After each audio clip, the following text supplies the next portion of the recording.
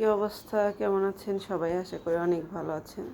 তো ফারহানাজ ড্রিম কিচেনে সবাইকে স্বাগতম। আজকে নিয়ে হাজির হয়েছি মজাদার একটা রেসিপি, সেটা হচ্ছে দইয়ের রেসিপি।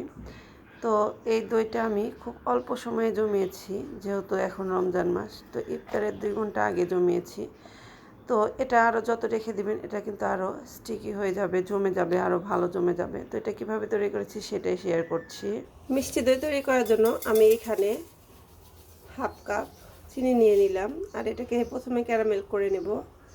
তো এটাকে নাড়তে যাব না, এটা খুব মিডিয়াম আছে, একদম লো আছে রেখে দিলে কিন্তু এটা ক্যারামেল হয়ে যাবে।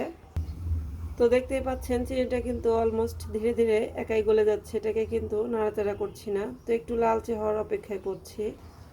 তো এদিকে লালচে হয়ে যাচ্ছে, আর আমি এখানে 1 লিটার পরিমাণ দুধ নিয়েছি।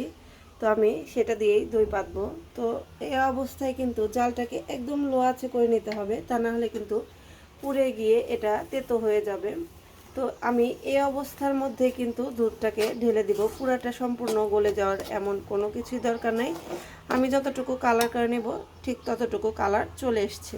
তো আমি এর মধ্যে দুধটাকে ঢেলে দিচ্ছি। তো প্রথমে এটাকে জমাট বাঁধানো থাকবে, তো ভয় পাওয়ার কিছুই নেই। আমি এটাকে ঢেলে দিচ্ছি, এটা ধীরে ধীরে অটোমেটিক্যালি একাই গলে যাবে। তো এখানে 1 লিটার দুধ ঢেলে নেওয়ার পরে আমি এটাকে 750 গ্রাম করে নেব। কেউ চাইলে 500 গ্রামও করে নিতে পারেন, কারণ দুধটাকে আপনি যত জাল করে ঘন করবেন আপনার দইটা ততটা পারফেক্ট এবং খুব সুন্দর জমে যাবে। তো আমি দুধটাকে 10 থেকে 15 মিনিট জাল করে নিচ্ছি, কিংবা আমি একেবারে 750 গ্রাম করে ফিরে আসছি।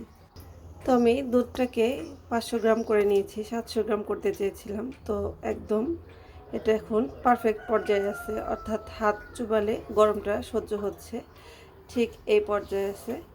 তো আমি এবার এটাকে একটু ঘুটে নিচ্ছি, এইভাবে সরটাকে ভেঙে দিচ্ছি জাস্ট।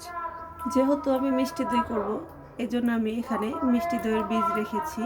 তো এবার এটাকে একটু বাটির মধ্যে নিয়ে একটু ফেটিয়ে নিচ্ছি, আর এটা থেকে বের হয়ে যাওয়া পানিটাকে এটা ফেলে দিচ্ছি। তো ঢেলে দিলাম।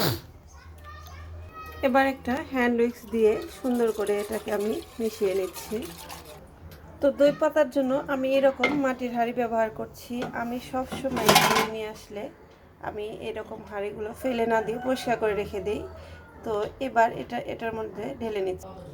একটু উপর থেকে ঢালবো, যাতে করে একটু বুদবুদ বা ফেনার সৃষ্টি হয়, এতে করে উপরের লেয়ারটা খুব সুন্দর দেখাবে।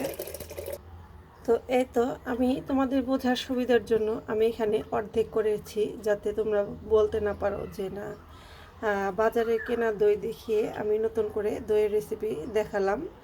তো আমি এটাকে এবার গরম জায়গায় রেখে দেবো। তো আমি কম্বলে মুড়িয়ে একটা সাইডে রেখে দিচ্ছি, আর ফিরে আসছি 2 ঘন্টা পর। 2 ঘন্টাতেই কিন্তু পারফেক্ট জমে যাবে, যেহেতু এখন গরমের সময়।